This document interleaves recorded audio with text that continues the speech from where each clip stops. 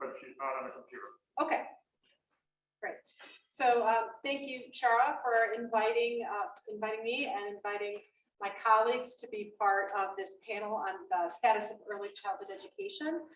We're going to try and give you a picture of what's happening right now in the state and certainly bring that down locally. And we have two panelists, or three really.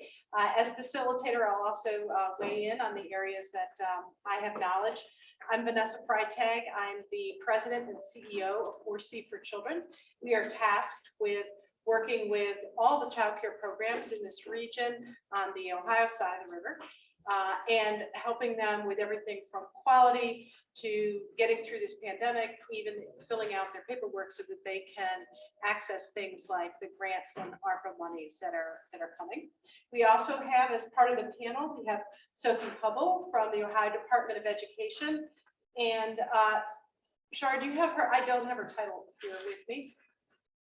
I will get that for you. Okay, that's great. I apologize. That's okay, no problem. And Renee Daniel, who leads the Head Start work that is part of Community Action Agency. So together, we're going to try and give you some insights on what is happening in early childhood education. And Sophie is the Assistant Director of the Office of Early Learning and School Readiness for the Ohio Department of Education. Great, thanks so much, Shara. So we've got several questions that Shara asked us to address. We'll certainly make time for your questions also. We agreed to try and keep our answers short to these questions. So we're not going to cover everything, and that would allow you, if there's some additional information that you want us to cover, we're happy to do that. So the first question is just from our seats, providing an overview of the landscape of early childhood education. And in particular, how does that then focus down on local and regional matters? And I'll just quickly go first and then ask our other two panelists to weigh in on that too. From our seat, really working with a broad range of childcare programs, there are a couple of big issues. I'd have to put at the top of that list right now, loss of teachers. It has never been so extreme as it is right now. It's kind of a hidden loss. We did a survey a couple of months ago asking center-based programs in this region if they'd lost teachers, if so, what kinds of classrooms they were in, and most importantly, how many seats then were not available. So this is capacity that's sort of gone, but you can't quite see it because it's not a closed program, for example. We saw that just out of the 200 some that responded, 79 preschool classrooms were closed. That equates to over 1,000 children that can no longer be served. And then I would also say that supply of childcare for working families that have non-traditional hours, so this is usually delivered through our family childcare arena, that is becoming extremely hard to fulfill the needs of those families. That's part of our task too. And we are really unique in this region because about half of our childcare programs traditionally are family childcare. If you just go up the road to Columbus, looks quite different. Only about 25% of theirs are. So this is a really critical component here. And then of course, mental health supports for the teachers, for the children, for the families are top of the list. Sophie, would you like to weigh in on question number one about just an overview from your seat about the landscape? Sure. Hello, everyone. So I certainly would agree with all of those things that you said. We are seeing those same trends across the state. Certainly teachers and substitute teachers are a major problem for our programs for all ages, really. Another big issue that we're experiencing statewide is having enough appropriate general education settings for our preschool children with disabilities. So really having, and the key for that is we know that without universal preschool, it's a challenge, but we also think that the partnerships between our public school districts and our community providers of all types is really critical to making those general education placements. Providing those special education services in community placements will really help us to meet those needs for those kids. And that also addresses, along the similar lines to something you said, the needs of families. So many times children in preschool who are identified as having special needs, then our families are given the option of having part day, part-time services, or not getting services at all. And then there are challenges with providing childcare that can wrap around in transportation so that those families can work and the children can get the services and supports that they need and also be cared for during that time. Great, thank you so much, Sophie. Sure. Renee, would you like to weigh in on this question also? Our phone line has dropped. Okay, we'll just move forward, and then if we can get Renee back, let me know, that'd be wonderful, because she certainly has a great vantage point from Head Start.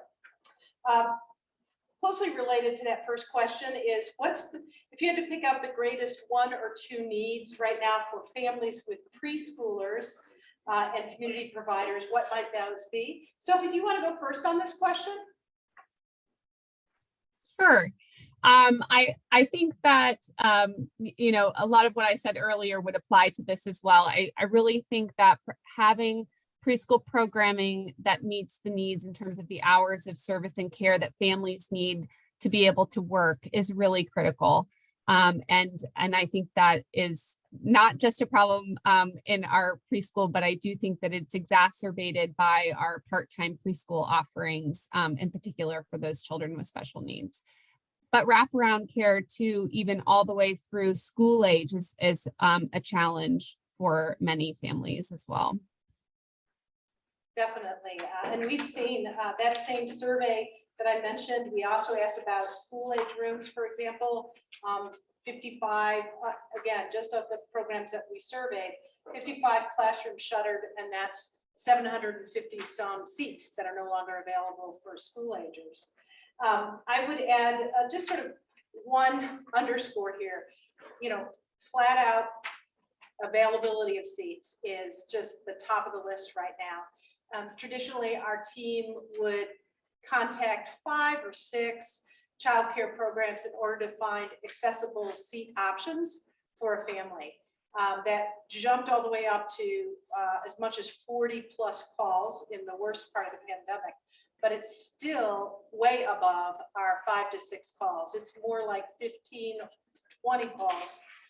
And if it's a special needs child, as Sophie mentioned, oftentimes there are no solutions. I can think of a family where the closest solution was a 20-mile drive. This family happens to be able to drive it, but most families couldn't. And that's a pretty unreasonable solution when you come right down to it. Our third question is ideas about what CPP can do to address some of the current challenges that we're seeing out there. Do you want to go first on this one, Sophie? Sure. I think that there's already a lot of great work happening, but I think that just continuing those partnerships and supporting, helping to create those bridges between our public school programs and our community providers is just really essential. And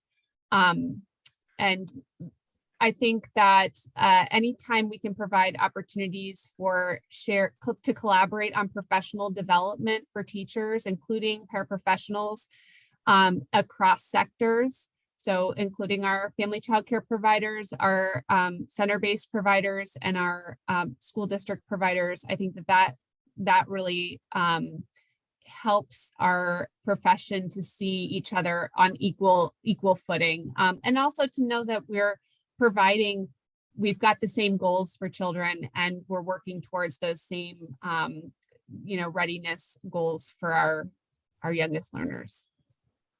Great. And I would add, a couple of things. And when we look at this, we sort of see a couple of buckets.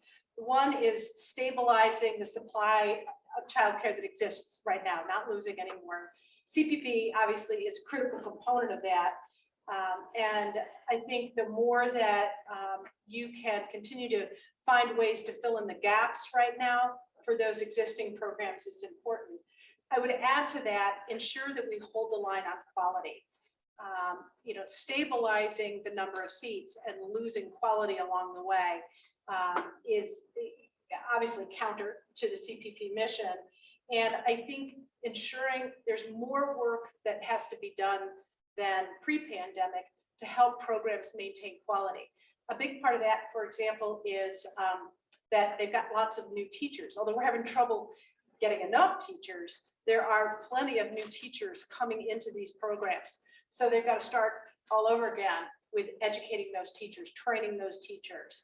The actual need for assistance in quality and training is much bigger now than it was pre-pandemic. And then one last area that we kind of look at, I would describe it as replenishing the industry. And although certainly understand that the preschool promise with its context is not necessarily assisting with new programs starting up, although advocating for funds where those can be allocated to this is important. So for example, the city of Cincinnati has allocated some ARPA dollars that will help new programs get started.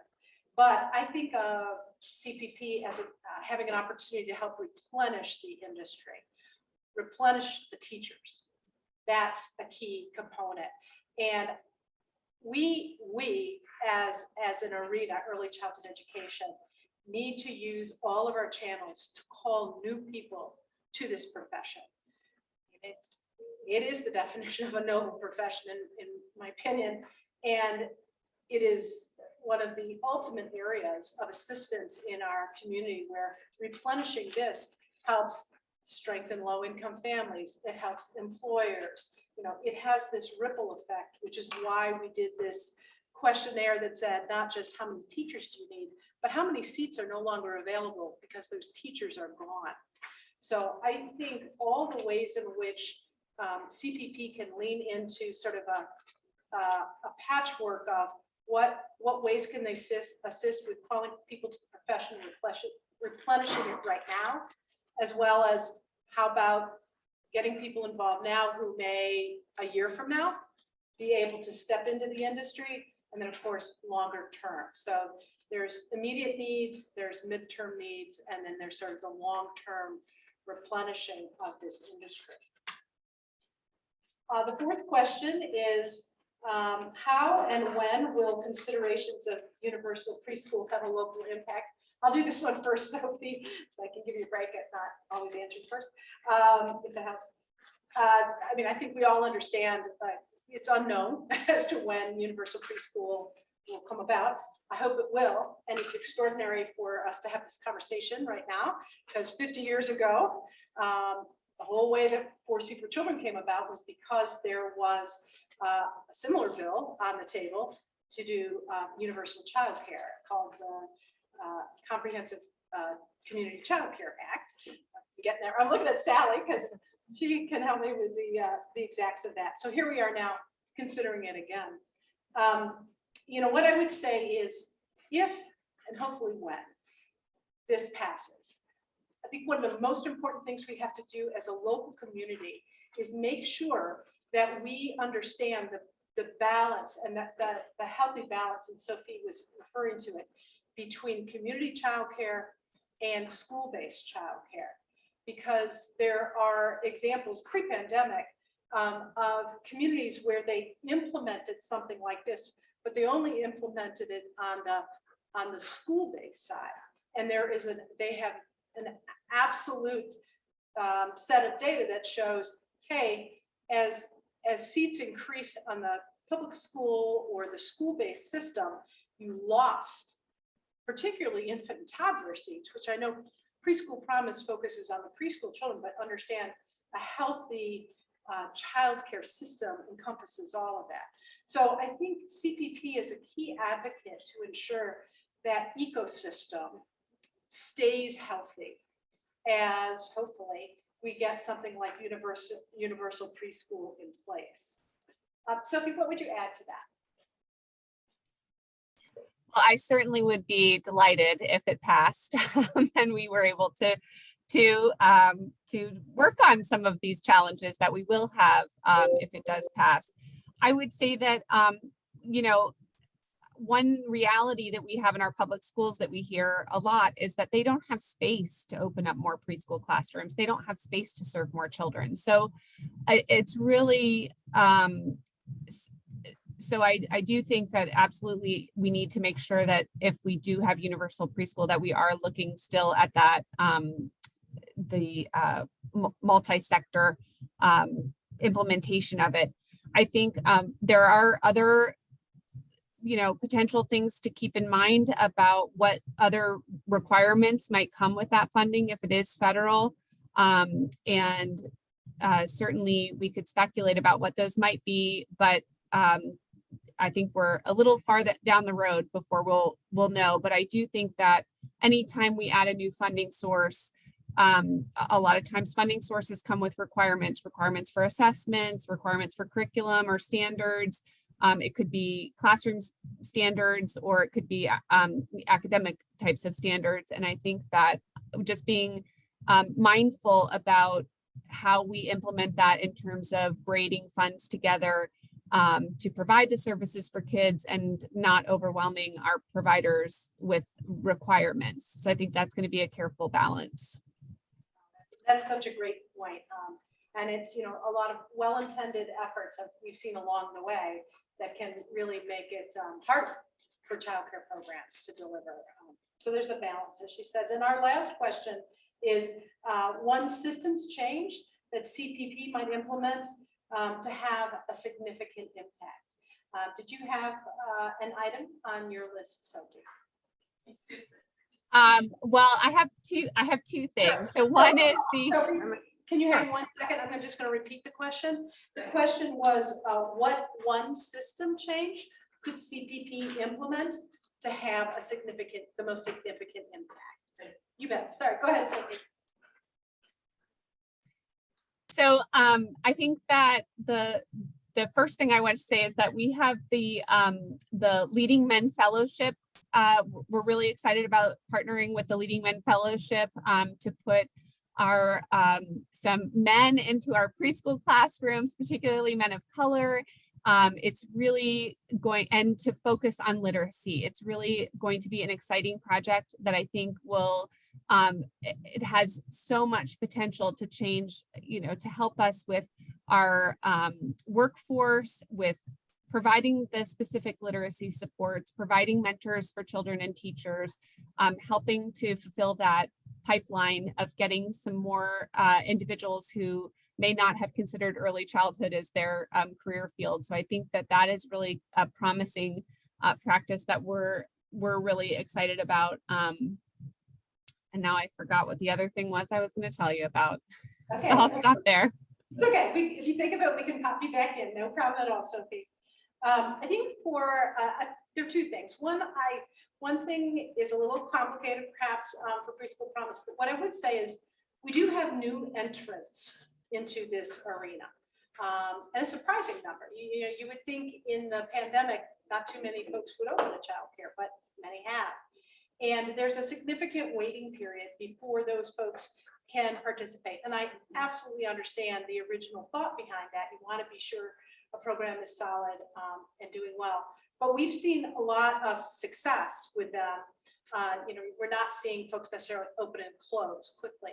So I wonder if there may be some ways to speed up the qualification process to get engaged in Preschool Promise. The lift that Preschool Promise provides community providers in particular is enormous. It solidifies them from a funding perspective because of the reimbursement rates for children. It solidifies them from a learning and a growth perspective and quality because, as you know, you've been able to accelerate the pace at which they receive help. And it accelerates them in terms of their own business knowledge because that's another arena that Preschool Promise really helps shore up. So I would ask you to consider that.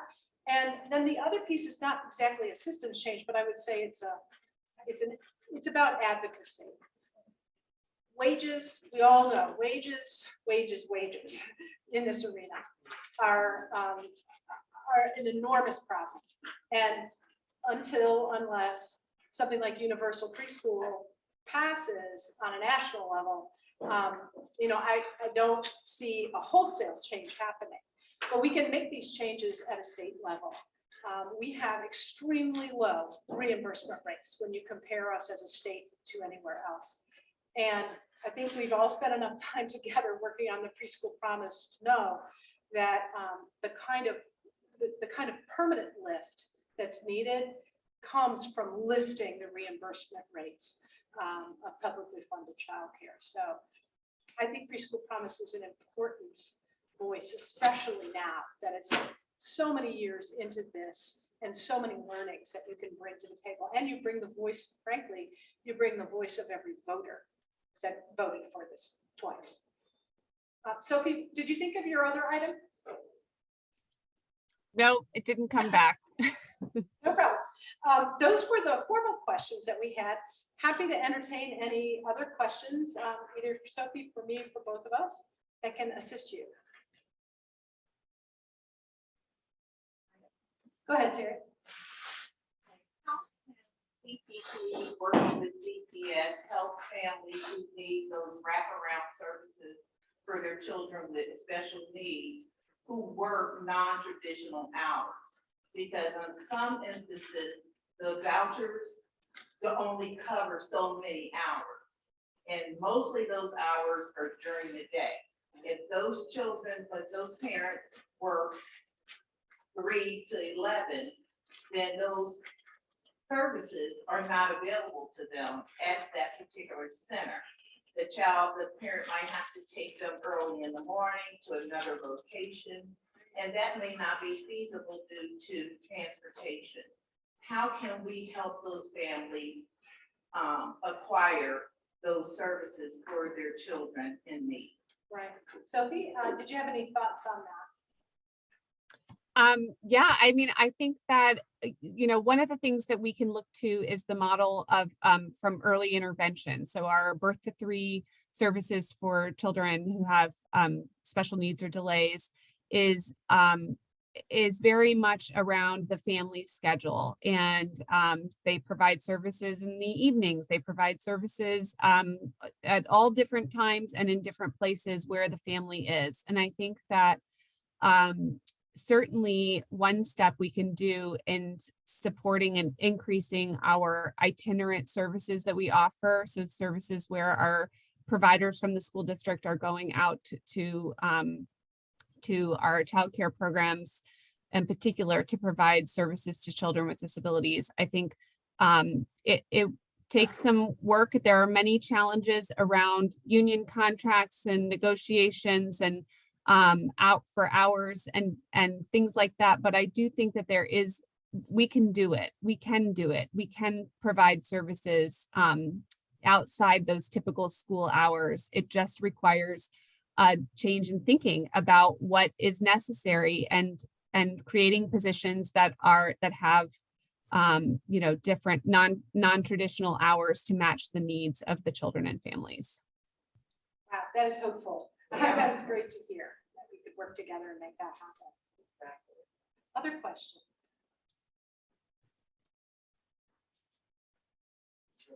You talk about the work that CPP can do to help with the teacher pipeline.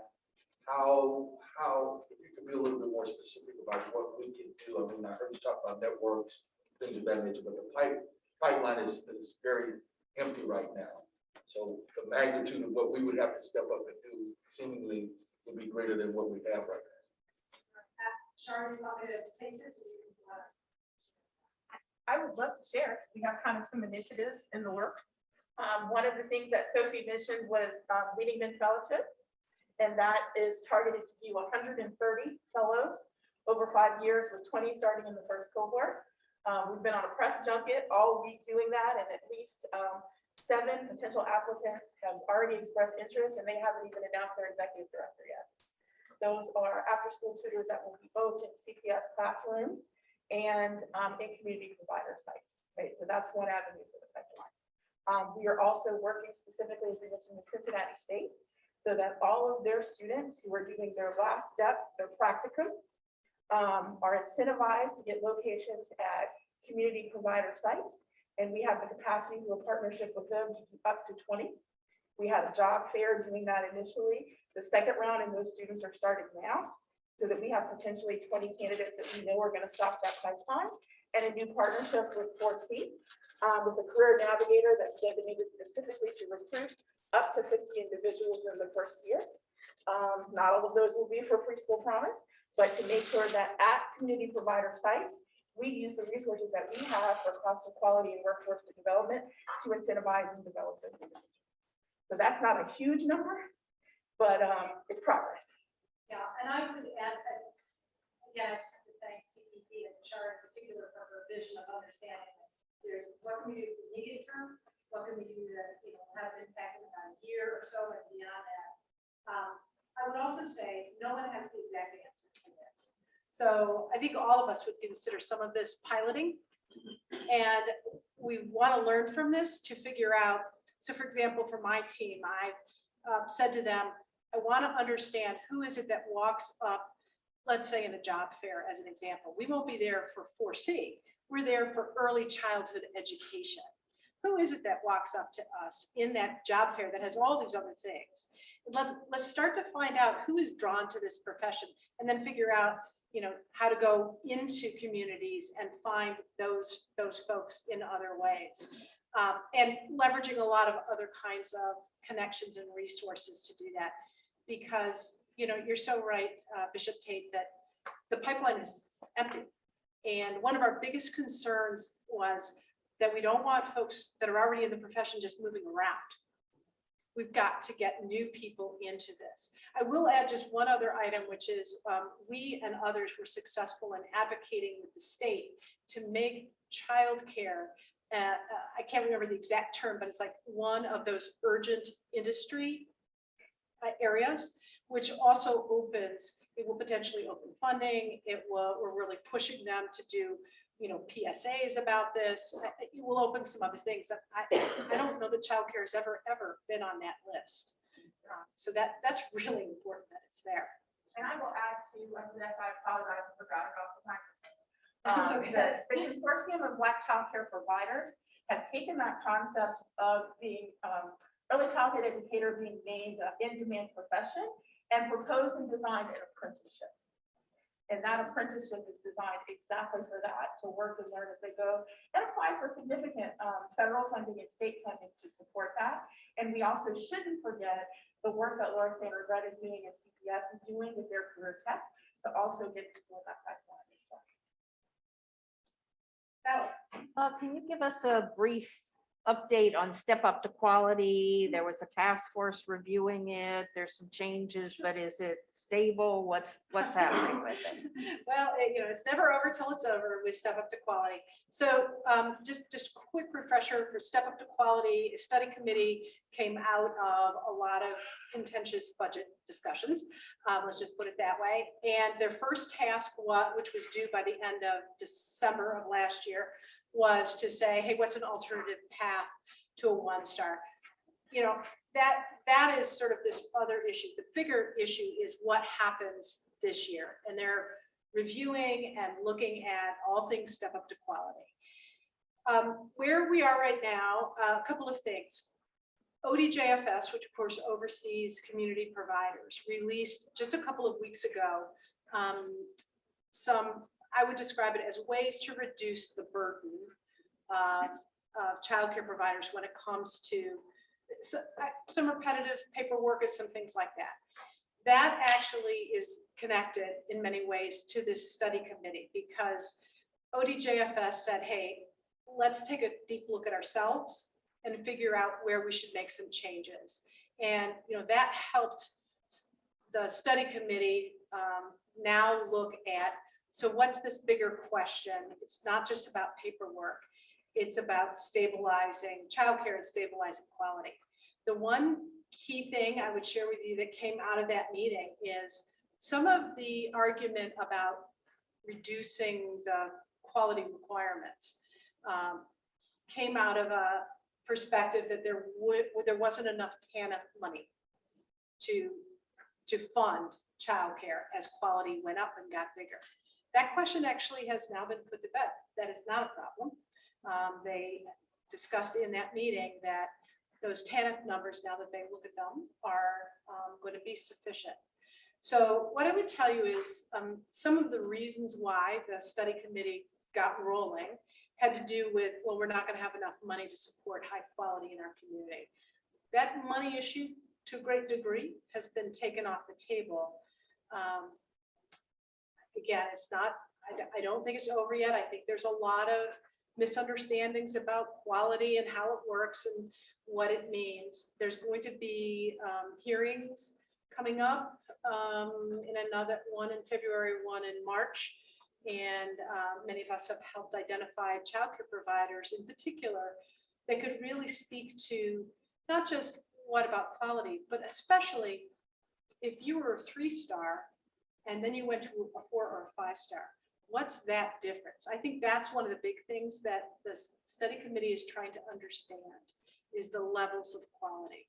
So we need to continue to educate our elected officials in particular, because there's a lot to this arena. And it seems like each time we find a good way to dig into a question I have, we end up in a good place with them. So that report technically isn't due to the end of the year, but I don't know if they'll take action before that. You bet. CPP has requested to be on the list to offer testimony to the commission so that we can share our learnings and findings. We don't know yet when that will happen or if we'll be selected, but we will be there. Yeah. Any other questions? Sophie, was there any last thing? We are doing fine on time. We have like one last minute. If there was anything else that you wanted to add. I don't have anything else, but thank you for having me. And thank you to Preschool Promise. What you've done has changed the trajectory for a lot of children and a lot of providers. And I just really appreciate that. Such big topics. If you follow things, even the Wall Street Journal, constant articles about lack of staff, issues with competing within Cincinnati, competing with every other city that's close by. Okay. Before we get to the executive director's report, I'm going to do why I'm still here, but I have to vote on. I want you to go to attachment A, and this is the base salary increases for Chara and pool of funds for our staff that the board discussed last board meeting. Normally, Anthony Hobson would presented this piece back here today, so I'm going to do it. So basically, we agreed to a 5% increase to $7,500 of current salary of $150, bringing it to a total of $157,500. By one-time bonus last year was $7,500. This year, the board, as you recall, last meeting, went to increase that to $10,000, and then we went to create a pool for Charlotte to control to raises or bonus that she saw fit, and that pool redeployed by Tony was $23,955. It's not on that sheet, but it's $23,955. We'll need to vote, officially vote this in. Any questions? I have a question. Yeah. What percentage is that pool? What percent? Yes. Percentage of what? Of your employee money? Salary money? Yeah, the salary pool. What percent is that? Is it 2%? Is it 3% pool of the salaries for the staff? We will have to pull that number. That's we didn't do it strictly on a flat percentage basis, but we can pull that number. Do you know the number? You know the number, Patrick? The percentage, not What's the, the pool? What's the not the absolute dollars. What's the percentage? Yeah, it'll be roughly less than 5%. Roughly speaking, for the staff, because we spend roughly $650 annually. So that's around 4%. Yeah. Okay, thank you. Well, Any other questions? Your hand back here. Oh, that's your hand. Yes, go ahead. Well, along these lines, I guess, Shara, is this what you requested? Pool. The pool. 23. Yes. That is the amount. Okay. I think that was what. We asked Shar to come back with what she thought was needed. So I didn't think it was going through any negotiation. Yeah, yeah. Okay. Yes, I'm sorry, what was the number that you read off that wasn't on? 23,000. Not,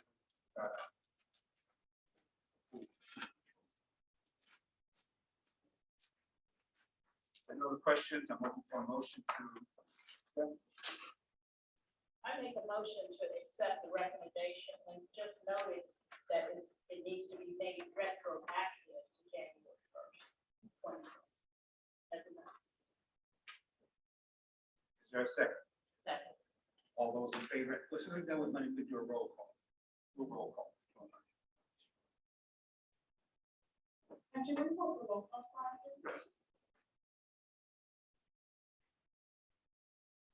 Deborah also? Yes. Rolene Dodson? Yes. Carrie England? Yes. Marcia Patel? Yes. Melissa Hutchins? Yes. Dr. Odell Owens? Yes. Crystal Perkins? Bishop Ennis Tate? Yes. Sally Westheimer? Yes. Motion is passed. Okay, now we'll do the executive director's report.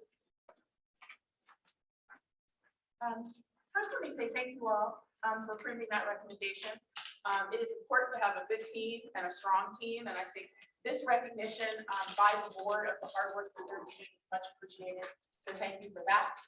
I'd like to, say Vanessa stole a little bit of my thunder, kind of giving the overview, but I think it makes it very clear that our goals for this year are really focused on stabilization, not making sure that the wins that we've done so far, that we can maintain those wins and preparing for the future and laying the groundwork for that.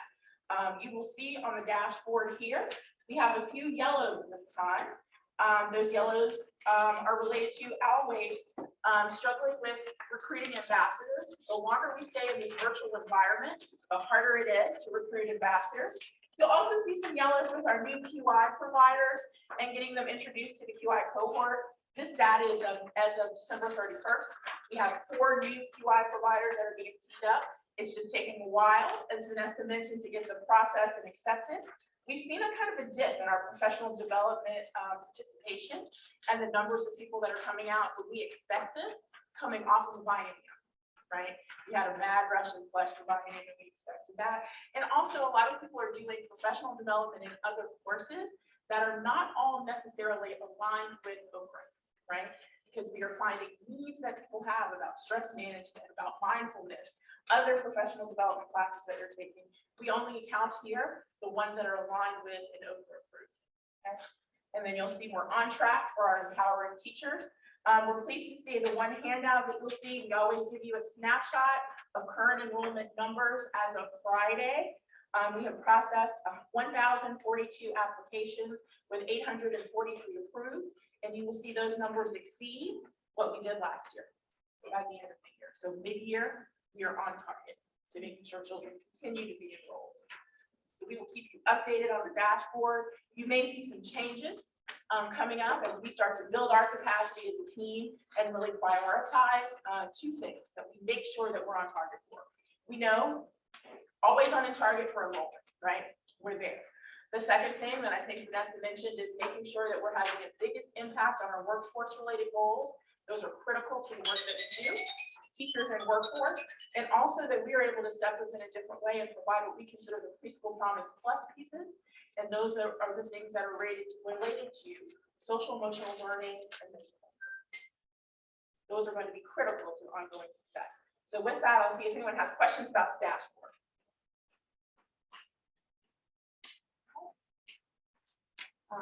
Vanessa gave a great step up to quality update. I think we've covered that.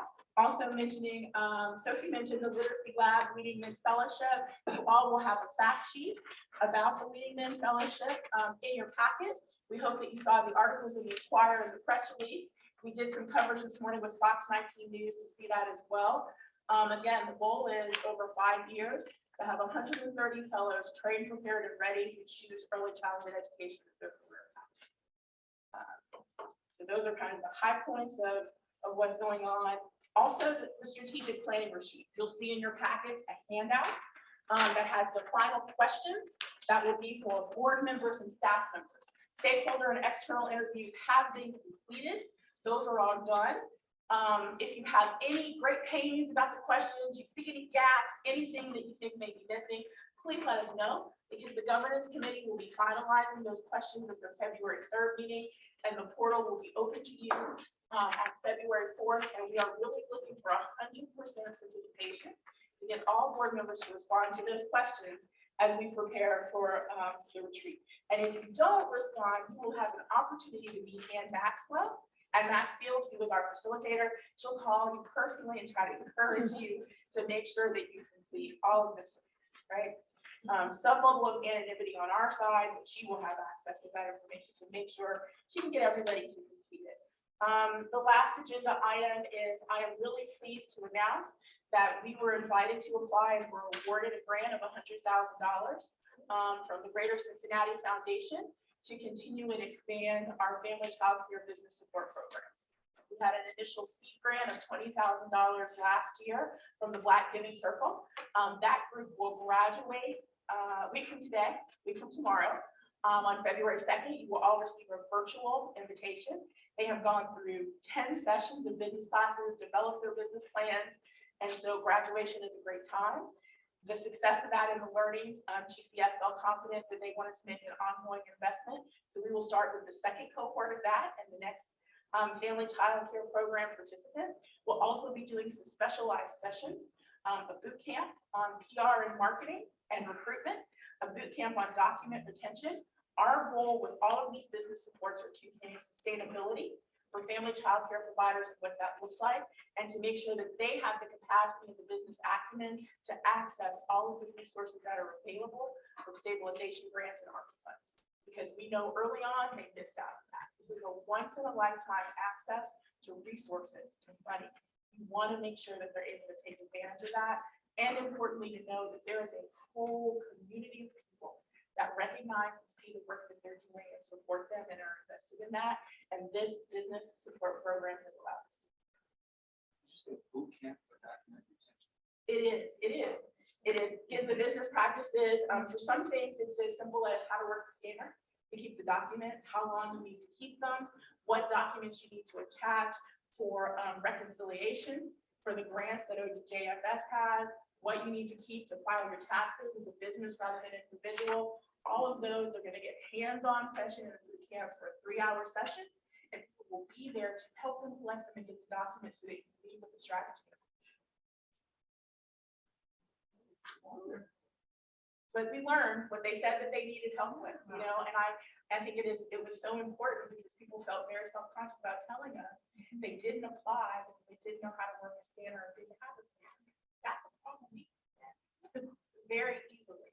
So being able to do that also builds some camaraderie among the cohort as well. So while the individual sessions are limited to a class of 10 to 12, boot camp is open to as many as 30. Right? And so that is a way for us to welcome new providers, to recruit new providers, to engage family child care providers, because what they also said is they're missing being with their peers, right? And so we're hoping Omicron will be down and Dr. Owens will give us the thumbs up that we may be able to do that in person for those participants in boot camps. But we can't say thank you enough to Greater Cincinnati Foundation, to the Black Giving Circle for having some faith in this model and being responsive to what the family child care providers say. So we're excited.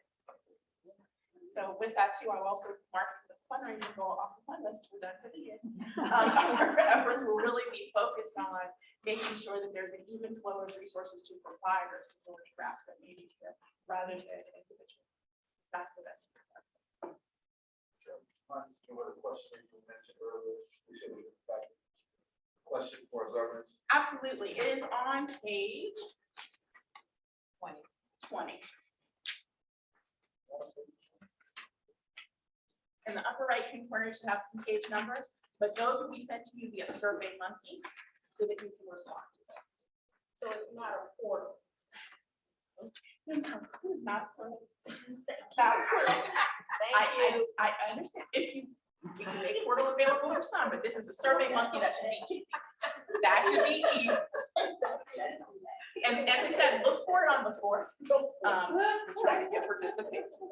I wouldn't do that. We want to make it easy for everybody as possible.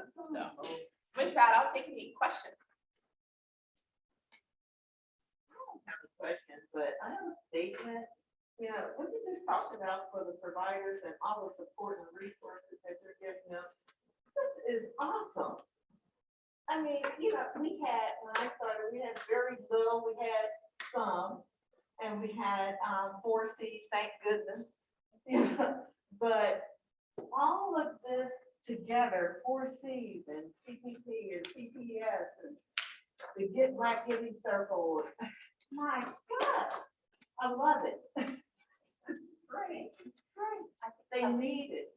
And we have a community ready to give. You know, I think for every dollar that's invested, we can leverage a pro bono dollar almost 3 points, right? From African American Chamber of Commerce members, from people who are willing to donate their time, from people who are giving us discounts to teach the classes. You know, I think the pandemic has caused everybody to see the value and focus on early childhood education, and we want to make sure we can leverage that. Oh, I don't want to leave out CAA. I mean, yes, thank you so much. So we're always flexible as providers come to us and recommendations that people may have of other things that's needed. We always encourage our providers, we tell them, like, don't hesitate to ask. If we can't do it, we can find partners to make sure it's. Can we get a report after you've gone through this about, you know, the testimonials, things Yes, like that? we have a survey that was done. Each provider is asked to give a live presentation at graduation of what they learned and what their business plans are as a condition of graduation. You're fortunate because of GCF that we're going to be able to give everybody a stipend, because it's great to have an idea and a plan. If you don't have the resources to implement it, it's not very helpful. We have to make sure that we got non-tax dollars to do that, so that we can be a little bit more generous. And that's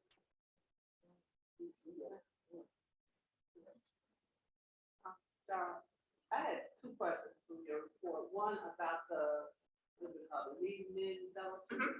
So I understand that's Use your microphone. Oh. blue light. So my question about the leading men fellowship. So how will, and maybe this is an early question, how will they be deployed? In other words, who's making those decisions about how those members will be deployed, either in the community site or CPS or whatever? That is being made by the Leading Men Fellowship organization that's run by the Literacy Lab. So the Green Light model invites another entity to town to get an unmet need. They then resource and bring funding together to do that. So Leading Men Fellow has their own executive director that is implementing the Literacy Lab LMF model based on that. They have a screening mechanism and tools that they use. They, of course, will ask for our input and our influence. We have agreed and offered to convene a meeting of interested providers so that they can see the opportunities. But ultimately, that decision is made by the Leading Men Fellow Executive Director in collaboration with the Literacy Lab. Our role was to advocate to make sure that it wasn't all one or the other, but that it was a mixed delivery model and community providers were included, not just public schools, because in some cities, only public school classrooms. So that is, you know, we're involved, being on the ground floor, I think gives me a little in. I've been showing up and popping up on press releases. So I think they have every intention of including community providers. What we stress to them is to make sure that they do that in an equitable way. We have shared our equity policy with them and offered to bring people together for that discussion, but we've also been very clear that is their decision to make.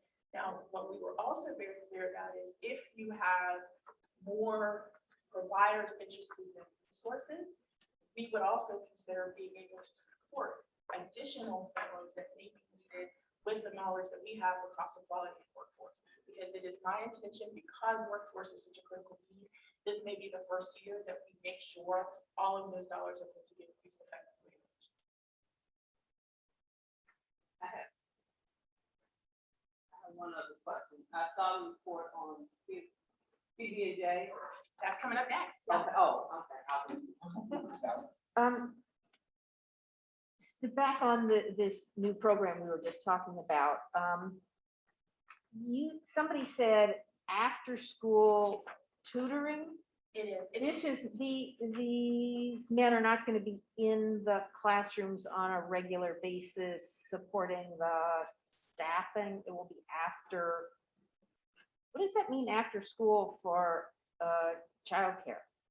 That is after the regular classroom day. A lot of programs, particularly single sites, run after care and extended care programs. They wouldn't count in ratio without their credentials to support staff during the day. Their model is built on an after-school tutor model.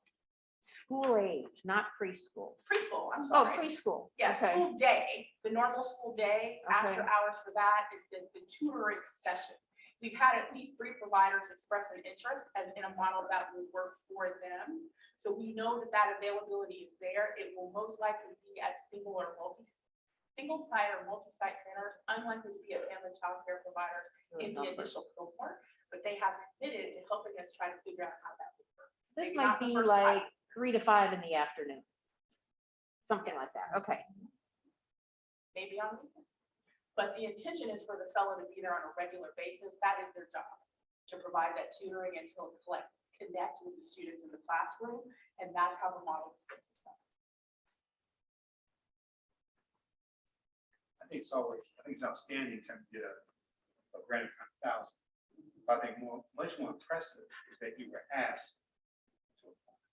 That tells me that means presence in the community and value. And they were going to give you the money. They wanted to give you that money. I just think that in a short period of time, we've been working to get that statue. It's just great. That's great. We'll write into pitch night, Dr. Owens? Yeah, you go ahead. Okay. So pitch night, we are ready to launch pitch night for 2022. Pitch night is going to be March 1st. Everybody save the date. Applications for this round are due on February 3rd, right? And so in terms of peanut butter and jam, as the first selected pitch night winners, that's what our mission moment is about, because we wanted you to see PB&J in action. So we're going to show the video. The mission moment is related to peanut butter and jam. Thank you for the setup, Marcia. Appreciate it.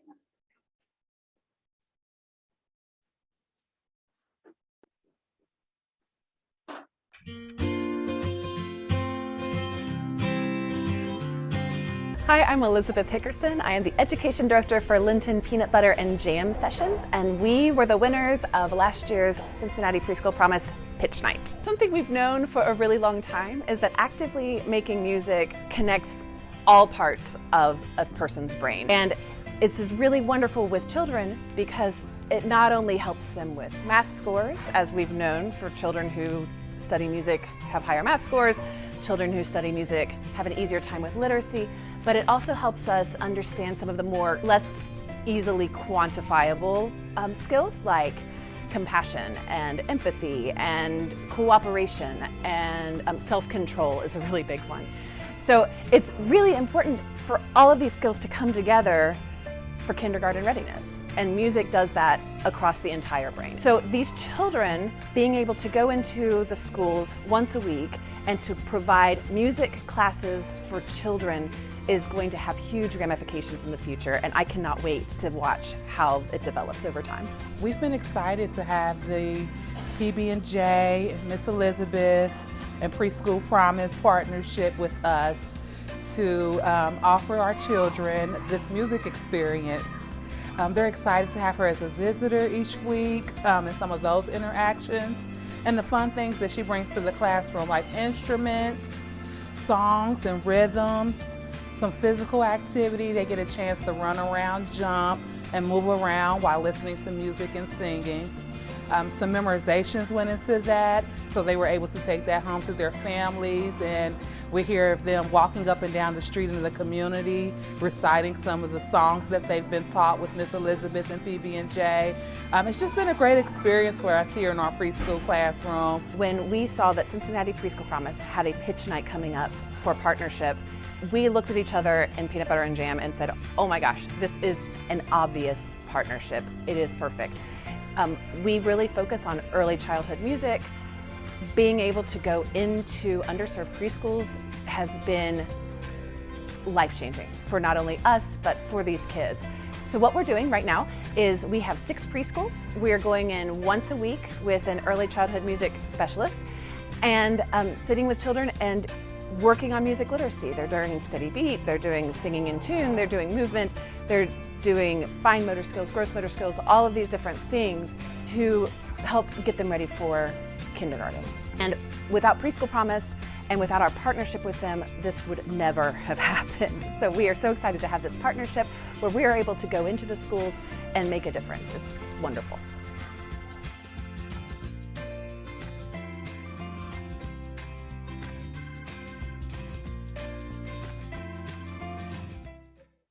Along with our mission moment, you also kind of have a fact sheet about what's been happening and some testimonials from providers. It's the freestanding one. It's not in your pack. To the paper clip by itself. We wanted to share that with you, and I can't say how great PB&J has been as a partner. Really kind of getting the model of we needed something that could come in and they could kind of take over and fully do it without a big tap on CPP staff and in a way that works for the families and providers. And they've been great at that. If we could pull up the other slide related to PB&J, that would be great. What you also have in here is the scope of work for phase 2. So we started this pilot project in phase 1. We came to you and said, we don't know what the frequency is going to be, whether they're going to come once a month or once a week. Everybody was excited about once a week, so we did once a week.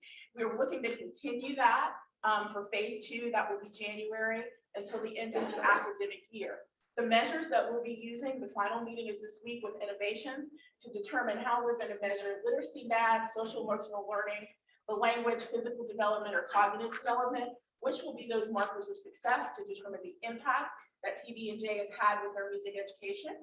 We hope that you have seen these posts that we've done on Facebook with the tidbits of what music education does. And the facts about that, it is our music education, music in our schools month. Thanks to Lakisa and Laura, our marketing team, to come up with that theme. You'll also see a featured article in Parent Magazine about music education that we're in as well. And we'll make sure that you get the link to that as well. So we're really excited to continue that partnership. I am requesting of the board to approve for phase 2. The total amount of the pilot project is $62,404.63. A lot of that is because we asked PB&J to be our sponsors and help us organize our first back to school preschool jam. And that was, something that was a great kickoff that we did for the first time that we'll be doing again for this year. It'll also be a lot of one-time purchases where we have supplies and things that we'll use again next time, like our instruments, like our t-shirts, like all of the great PB&J things. But we want to round out the year with completing this project in the next phase for January. So you have the scope of work and the budget there to make sure that we have our full year delivery on our pitch night winners, peanut butter and jam with lit and chamber music. And Char, where would you be pulling these funds from to support the P&J? From our budget, from our regular line item budget. It's not, we're never overspent. We have some dollars for activities and resources in there. We also have some reserve dollars as well. This in no way brings us up to a spending limit or to overspend for our budget. I am specifically asking for board approval because it is over the $50,000 delegation of authority.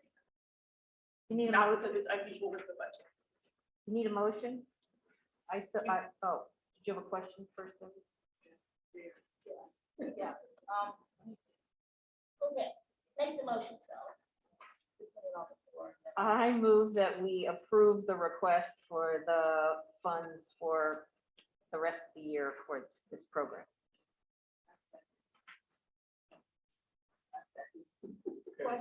Here's Sally's motion. I didn't hear all of that. You said recommendation. To approve the plan to continue this program for the rest of the year, allocate the funds for the remainder of the year. Marcia, second. Questions? So again, the programs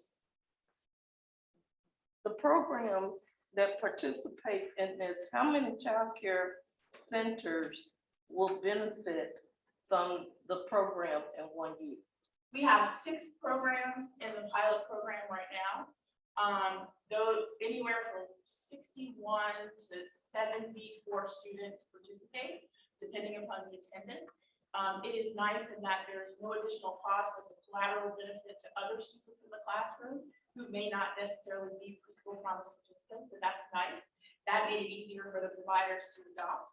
We will have the option to scale up and do that, but for right now, the pilot is initially in 6 classrooms. Oh.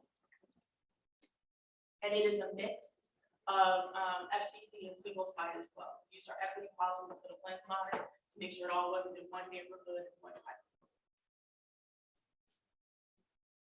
Any more questions or comments?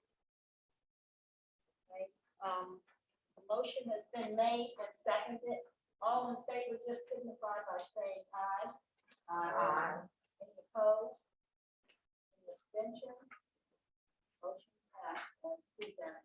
Thank you. And I hope that you all will join us at the back to school jam next year. There will be dancing, there will be singing, there are snow cones, but it is also an opportunity that we have once a year to bring the entire preschool promise community together. And so I know that Elizabeth and Julie and Let's Take the Music have really been doing a fantastic job to work with us. We will also see as an output of this as well, a newsletter from the education that all providers can use going forward, and how they can integrate music education in their work, even if they're not doing musical terms, right? Because there are a lot of free and accessible resources that you can use. We'll also hear from us whether or not these will be aligned with TSA goals and the other curriculums, and see the evaluation the impact that it had. We're really hoping, given in the initial year for evaluation, the math scores on Acadia, to track these students very carefully to see if it had any impact. That's a comment. Go ahead. Just a comment. I brought my grandchildren to the back to school event last summer. It was really well done. For the very first event, well done. They had flyers. We got to see a lot of different musical instruments kind of putting together, and well, especially the 3-year-olds. So we really enjoyed that. So I'm looking forward to that. I guess I was just wondering what 6 sites were. I can provide you a list of the 6 sites. One you saw on Divine Daycare on there. One is Nanny's Divine, which child care providers, Nanny's, not Nanny's in Abigail, but we're happy to provide a list of them. Any more questions or comments? I think one comment, at some point, I'll probably just have to give Shar a call. While I think that any supplement to improve and increase children's ability to get engaged in learning is awesome. But Preschool Promise, as a board, would like to have a conversation how this funded activity support our mission and vision. Are we veering off into something else? But I've raised that question just here with the group, but I think Shar probably can answer it for me, because I really think anything you could do to bring into the classroom to help support children learn is awesome. I appreciate that. I'm glad to have a conversation. Okay. We were very careful in making sure that this was aligned with supporting kindergarten readiness, which is why it's a great program and we love the program. But there have to be specific metrics that we're tracking as part of the evaluation. So the innovations team will also be involved in saying what progress or what impact do we think this extra had. So it's a great idea. And we may not see impact in the first year. We may decide that impact is great, but it's not significant enough for the investment. That's the purpose of the pilot. But we did make sure that it was aligned during pitch night as well to support kindergarten readiness. And those are the markers that you know very well, that music education is supposed to have a specific impact on SEL, on literacy, on math. But we'll see how that plays out over time. May not see it in the first year, so we need to see it. But we do intend to measure it, and I would love to get your input on whether or not we've chosen the right thing in partnership with the providers and with innovations to see the impact. Right? Because while we may choose math, they may say we think it has a greater impact on literacy because of the way classes.